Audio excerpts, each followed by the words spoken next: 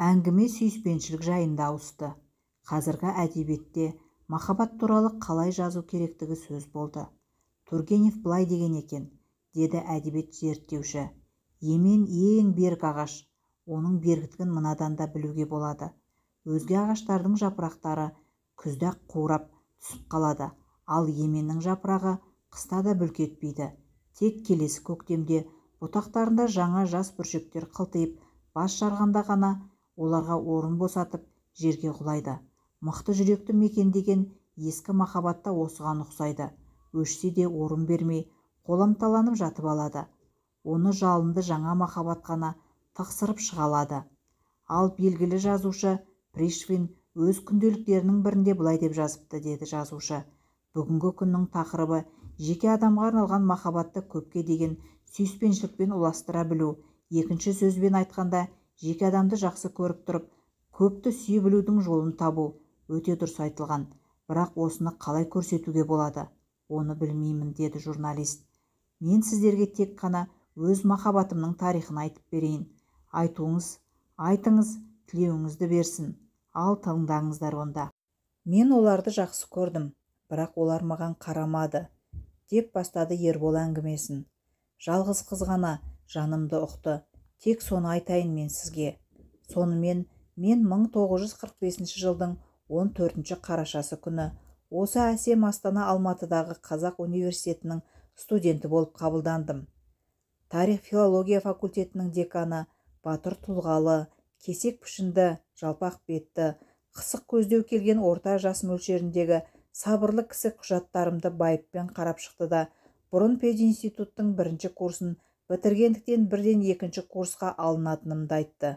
Мен содан 1 сағат қана бұрын Астананың Совет көшесіндегі университет үйінің баспалдағына танымды тіреп, жаңа ғана үзіліске шығып, дәлізді кернеп тұрған студенттердің арасынан өтіп, үйдің 2-ші қатарына көтерілгенде, Алатаудың асқар шыңына шыққандай болып едім. Шыңнан шыңырауға қарағандағыдай басым айналыңқырап, буын-буыным дірілдей түскенінде аңғарғанмын. Енді міне декан 2-ші курсқа қабылдандың дегенде өзім 2 аяғымды нық басып тұрған деканаттың едені жылжып, қозғала жөнелгенін сияқтанды. Мен деканат бөлмесінде емес, Алатаудың шың құздарының үстінде, дүниенің төбесінде қалықтап ұшып бара жатқандай күй кештім. Декан алдында үстел үстіндегі шыны астындағы жатқан сабақ кестесіне қарап отырды да, сіздің курс қазір осы дәліздегі 33-ші аудиторияға жиналады. 5 минуттан кейін сабақ басталады. Өзіңізді студентпін деп есептеп курсыңызға барып отыра беруіңізге болады, деді. Мен деканға рахмет айтып, бас идім де есікке қарай бұрылдым. Дәлізді қуалай жүріп келемін. Ұмытып қалмайын деп, қайта-қайта ішімнен 33-ші аудитория деп күбірлеп келемін. Міне сыртында 31 деген жазуы бар есік тұр. Есігінің аңқиып ашып қалғанына қарағанда аудитория бос тұрған тәрізді. Өзімді толық құқылы студент деп сезінгендіктен бе білмеймін, кенет оның ішін көргім келіп кетті. Бас сұқтым. Аудитория іші ат шаптырым дерлік кең екен. Еденнің оң жағы сақина тәріздендіріліп қойыпты. Оның төрінде қабырғада қара тақта ілулі тұр. Сол жақта жапырлаған биік парталар. Әлде бұл клуб па екен деп ойладым да одан шығып беріп, 33-ші аудитория деп тағы күбірлеп, тағы ілгері аяңдадым. Келесі есікте 32 деп жазуға көзім түсе беріп еді, сол ақ екен, ол шалқасынан ашылып кеп кетті. Кітап қолтықтаған бірнеше студент шығып келе жатты. Мен солардың арасынан есікке және көз салдым. Сол жақтағы алдындағыларда кітап қағаздарына үңіліп, бұқшия төмен қарап отырған көп студент көрінді. Оң жақта сөреде қатар-қатар тізіліп тұрған кітаптардың алтын жазулы түптері көзге шалынады. Үстіне көк халат киген татар өңдес жас келіншек қашаның қасында тұрған біреуге кітап ұсынып жатыр. Бұл немене? Кітапханама өзі деп ойлап, мен аяғымның ұшымен көтеріліп, мойнымды соза бергенде іштен шыққан соңғы студент есікті серпіп жіберді. Менің жорамалым шында да дұрыс екен. Екі жармалы есіктің жабылған бөлігінің сыртында бадырайта кітапхана деп жазып, оның бетін шынылап қойыпты. Сонымен не керек 33-ші аудиторияны таптым-ау жағалап келіп. Ендігі барлық бақытым, көрер қызық, кешер қуанышым 33 деген екі сөзге тірелгендей болып, Есіктің жоғарғы жағына жазылған 2 цифрға ентелей қарап, күлімдеп тұрмын. Бойым жетсе қолымды созып, өзім үшін өзгеше ғажап бұл цифрды сипағымда келетін сияқты. Өйткені мен 4 жыл бойы жеңісті арман еттім. 9 мамырда батыста неміс фашистері тізе бүкті. 3 қыркүйекте шығыста жапон империалистері жеңіліп қол көтерді. Одан үстінде жеңіс туы желбіреді. Қаһарлы қыс өтіп, халық аңсаған жазғы тұрым жеткенде жер бетіне қаулап бір көкша шықпайтындай байеді. Сол сияқты боп, соғыс біткеннен кейін жұрт жүрегін жаңа арман кернеді. Ана ұлын, әке баласын, жігіт жарын, қыз ғашығын көксеп тезірек қауышуды тіледі. Көгеннен ағытылған қозыдай жамырап, батыс пен шығыстан елдің түкпіріне қарай тірі қалған солдаттар ағылды. Жолда кездескен жапырлаған село, көп қаланың біріне тоқтамастан әркім өз ауылына, өз үйіне жетуге ынтықты, өз ұясын көруге асықты. Менің ұям сенсің, университет, сенсің 33-ші аудитория, сенен басқа менің ешкімім жоқ, деп іштей тебірене есіктің тұтқасына мен қол создым. Солдаттың ауыр салмақты керзі етігімен еденді тарс-тұрс басып есіктен кірдім. Менің бұл кірісім аудиториядағыларға асфальт көшеде тағалы ат келе жатқандай әсер еткен болуы керек. Олай дейтінім, парталарына жайғасып, алдарына қағаздарына үңіліп отырған студенттердің бәрі бастарын көтерісіп, күнге қарай бұрылған көп күнбағысқа құсап, мойындарын созамаған тесірейді. Мен де оларға қарадым. Қарасам, алдымда қаптап отырған қыз екен. Соғысқа дейін бір қыз бетіме тіке қараса, бәшәрім кететін бұл байғұс аудиториядағы 30 қыздың 60 көзі өзіме қадалғанда қалай шыдап тұрғанымды білмеймін. Түнде майдан шебіне жау самолеті келіп қалғанда прожекторлардың қараңғы аспанды қатарласа тігілеп, жерден жарқ-жұрқ етіп көтерілген найзағай сәулелерінің бірі алыста жүйткіп бара жатқан ақ ноқатты шалатын. Самолет ноқат прожектор сәулелесінен тез сытылып кету үшін жанталаса сасқалақтап, олай бір, бұлай бір бұлтаратын. Бірақ қанша қашқанымен қараңғы аспанның қабатына кіріп, жасырынып қалуға мұршасын келтірмей, барлық прожекторлардың сәулесі лезде тұс-тұстан шаншылып, қадалып қалатын. Сол кезде жерден атылған зенит оқтары шөкім-шөкім ақ бұлт болып, бұрқ-бұрқ етіп жау самолетінің жанынан жарыла бастайтын. Мен де сол сансыз прожекторлардың сәулесіне шаншылған самолеттей күйге түстім. Сасқанымнан командирдің алдына келген солдаттай болып, екі қолымды жамбасыма жапсыра ұстап, тік тұра қалдым да, сәлеметсіздер ме жолдастар, дедім. Гүл бақшасында болып па едіңіз? Гүл ашылған ғажайып сәтті көріп пе едіңіз? Бақшаның жер нәрі, күн нұрына қанып, толысқан ақ, қызыл, қызғылт, сары, көк гүлдері біртіндеп, бір-бірімен жарыса ашылған бастағанда, жаныңызда ләззат кернеп, өз-өзіңізден өзгеше бір рахатқа кенелмейтіндей ме едіңіз? Сол гүлдердің торғынынан жұқа әсем үлбіректерінің әр дірілі жаныңызды толқын-толқын қуаныш боп кернеп, басқаның бәрін ұмыттырып, елжіретіп, елтілетіп әкетпей ме еді? Міне қыздардың менің сәлемімді алып, еріндерін сәнмен қозғаған осы бір сәті менің көз алдымнан гүл бағын елестетті. Иран бақ деген осы болар. Осы 33-ші аудитория шығар деп ойладым. Қыздардың томпақ, толық, жұқа, жұмсақ еріндері сәл ашылғанда, олардың ауыздарынан ақ маржан ақтарылып кеткендей көрінді. Ал енді не айтасың дегендей жазық маңдай, қыр мұрын, ақ құба, аққу мойын, аршын төс, қара торы, қиғаш қас, ақ сары қыздар әлі маған жаудырап қарап отыр. Енді не айтарымды өзім де білмедім. Алмағаштың бұтақтарын қайыстырып, өзіме кім қолын созар екен деп жерге телміре қарасып, сабағында самсап тұрған хош иісті піскен алма секілді осынау тәтті қыздардың қасынан ілгері қарай үндемей, одыраңдап, бос орын іздеп өте беруді орынсыз көрдім бе білмеймін. Рұқсат па кіруге, деппін тағы да сасқалақтап.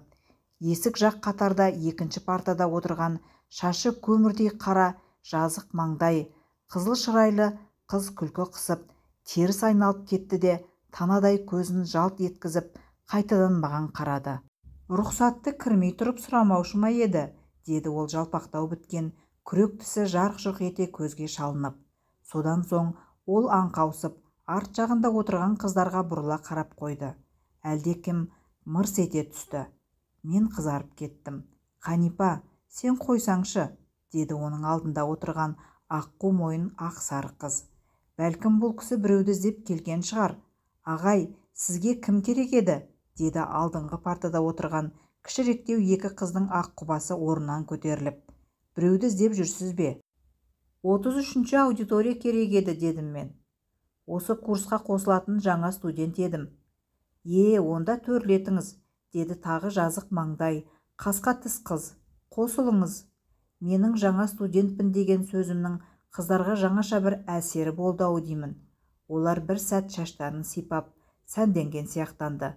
Содан соң әлдекімнің командасын орындағандай кеуделеріне түсіп тұрған білектей бұрымдарын бір кісідей болып арқаларына қарай серпіді.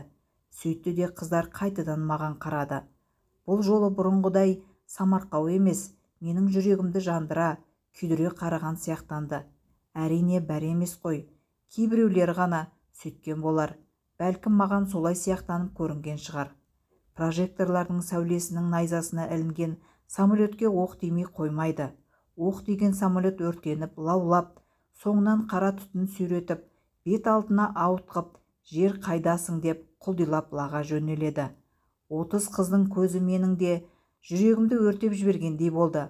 Оқ тиген самолеттай теңселіп теп-тегіс еденде жаңа жыртылған тақтаның үстімен келе жатқандай сүріне аяңдап, бос орын іздеп, аудиторияның ең түкпіріндегі бос партаға қарай беттедім. Ең артқы партаға келіп еңкейіп, оның кітап қоятын қуысына әскери сөмкемді, қоқайма фуражкамды сүңгітіп, енді отыра бергенімде, дәл қасымнан дүр етіп бір топ көгершін көтерілген іспеттеніп кетті. Олардың лыпыл қаққан жеңіл қанаттарының жақыннан шыққан лебінде естігендей сияқтандым. Мұнда көгершін қайдан келді деп ойлап, басымды көтеріп алдым. Сөйтсем көгершін дегенім орындарынан өре түгіре келген қыздар екен.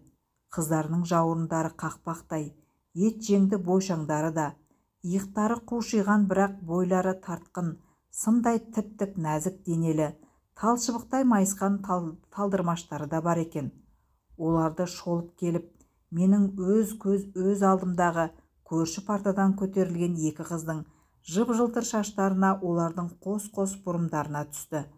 Орындарынан тез тұрғандықтар болар. Қыздардың тастай ғып өріп тастаған әсем бұрымдары тақтайдай жауырындарын сипағандай боп, жеңіл ғана қозғала тербеліп қалыпты. Қыз бұрымдарының осы әлсіз тербелісі аудиторияға оқытушы кіргенін, ендеше бұл қауымға қазір қосылған жаңа студент менің де оған құрмет көрсетіп, орнымнан тұруым керектігін есіме салды. Орнымнан ұшып тұрған бойда мойнымды созыңқырап алға қарадым. Келген оқытушы қандай адам екен деп ойладым. Алда қыздардың бастарынан биігіректе біреудің қозы бұйра қара шашы төрге қарай жай жылжып барады екен. Соғыста жүргенде компаспен жөн бағдарлайтынбыз. Компас қозғалса, оның тілі жан-жағына қыпылық қаға шайқалып кететінде, сәл тыныштық болса, міне, менің іздегенім дегендей сұқтанып, солтүстік жаққа телміре қалатын.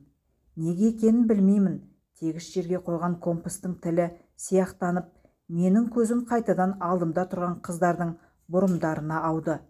Білектей арқасында өрген бұрым деген Абай өлеңінің жолы ойыма оралды.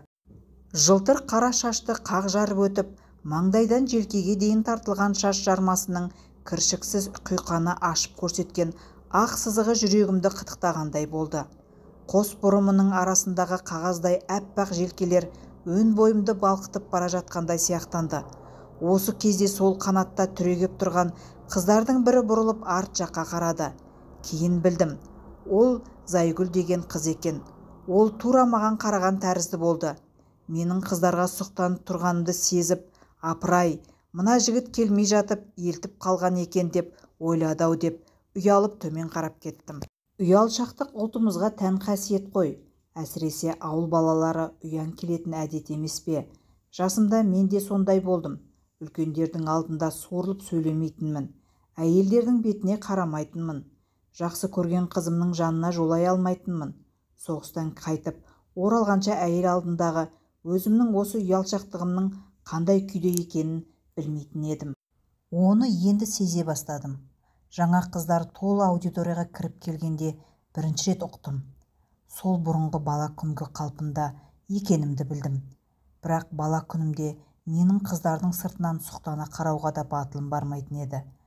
4 жыл соғыста болып жаман жақсыны көп көргендіктен бе, кім білсін, енді қыздардың желкесінен қызығуға қарауға жарап қалған сияқтымын. Ішімнен бұл күйіме де шүкіршілік еткендеймін. Тіпті қыздардың бетіне де сыртына да қарамай-ақ қояйын деп ойладым, көзімді төмен салып тұрып. Жұртпен бірге жауды жеңіп, аман-есен елге келіп, осы қыздардың қасында тұрғанымның өзі қаншама бақыт.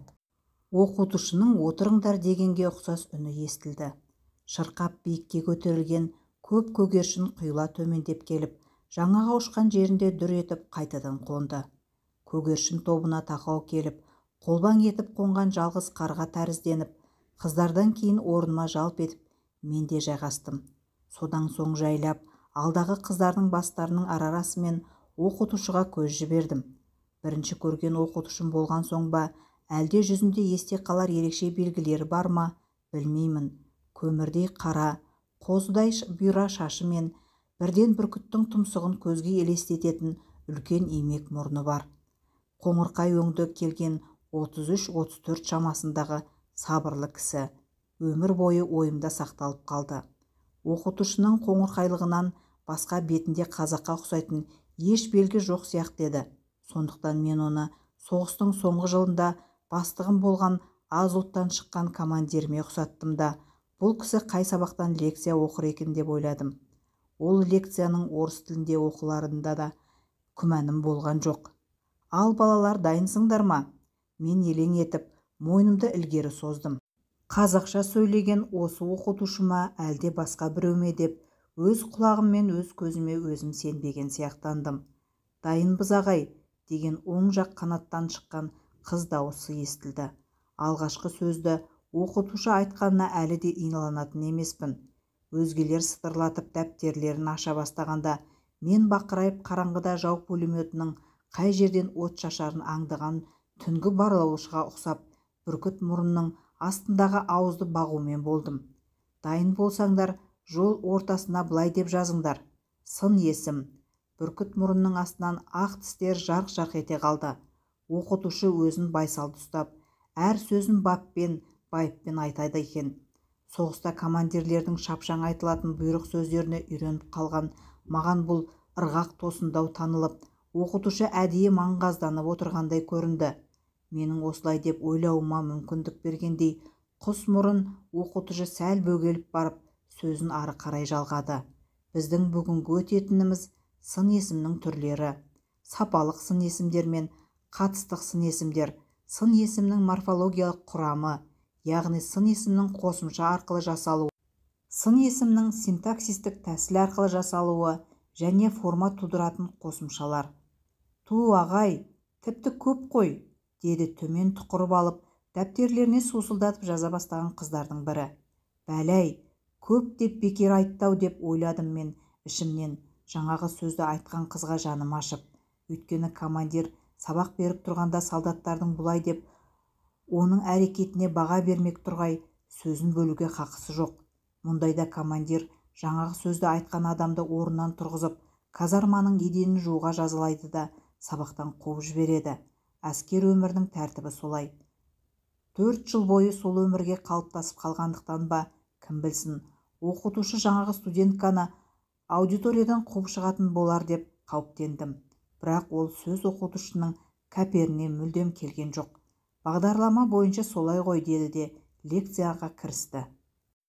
Бөтен ұлттың адамы болар деген оқытушымның қазақша сөйлегеніне, оның үстіне қазақ тілінің өзінен сабақ бере бастағанына таңдағанмен, оның тілін қабылдағанмен, қазақ деуге түрін қабылдай алмай біраз отырдым да, ақыры оған да көндіктім. Содан соң өз дәптерімді алдыма қарай тартып, мен де жұртпен ілесе конспект жазуға талаптандым. Бірақ бір ғажабы қанша талаптансам да жаза алмадым. Дәптердің дәл ортасында қарындашпен сын есім деген екі сөзді баттитып қойдым да төбеден ұрғандай боп тұрып қалдым. Біріншіден 4 жыл бойы қолыма қалам орнына салмағы 8 килограмм снаряд ұстап үйренген саусақтарым икемге келетін емес. Екіншіден бәлкім сол себептен де болар. Жаңа ғана өзім жайлы сөйлейді екен деп ойлаған оқытушының дауыс екпіні тыңдауға қырсау сияқты боп көрінгенмен, менің әрқайсысы әрең бүгілетін буындары шор-шор барбиған жуан саусақтарымның шапшаңдығынан әлдеқайда жылдам болып шықты. Оның үстіне соғыста зеңбірек пен винтовка сияқты жауынгер қарулардың тілін ғана ұғып, тас төбеңнен төне түсіп, боздай сорғалап келе жатқан мина мен бомбалардың қай жерге кеп бұрқ ете қаларын үніне қарай ажыратуды мүлтіксіз білгенімен, мынадай аудиторияда лекция тыңдаудан мүлде торқысып әрі мүкістенген солдат құлағы оқытушының сын есім дегеннен басқа сөздерін және ажырата алмады. Маған құс мұрын оқытушының лекцияға кіріскеннен кейінгі шыныдай шыңылдап қалған дикциясы тағы ұнамады.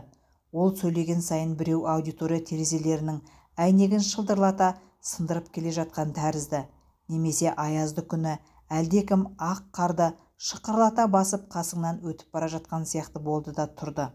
Маған сөзден гөрі сол бір шыңыл көбірек естіле берді. Қойшы, қаншама тырыссам да ештеңе жаза алмайтыныма көзім жетті. Қауырсындай ғана жеп-жеңіл қарындашты қағаз бетінде жорғалату, алпамсадай зеңбіректі ашық позицияға дөңгелетіп алып шығудан да ауыр тиді.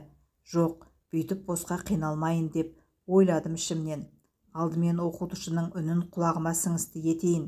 Содан соң бірте-бірте лекциясында жазуға жаттығармын. Осы отырғандардың бәрі лекция тыңдап, конспект жазу шеберлігінде бірден емес біртіндеп жеткен болар. Ендеше 4 жыл окопта жатып, соғыс академиясын тауысқан солдаттың бұлармен бірге бейбіт өмір университетін тәмамдауға да шамасы келер әлі. Осы ойдан кейін қарындашымды дәптерімнің ортасына қойдым да, бала күнгі әдетім бойынша сол жақ алақаныммен жағымды таянып, жақсылап тыңдамақ болдым. Тыңдай бастап қыздардың кесте тоқығандай жыпылдатып жылдамдата конспект жазып жатқан әсем қолдарына көзім түсті де, тағы да олар туралы ойлап кеткенімді өзім де аңғармай қалдым.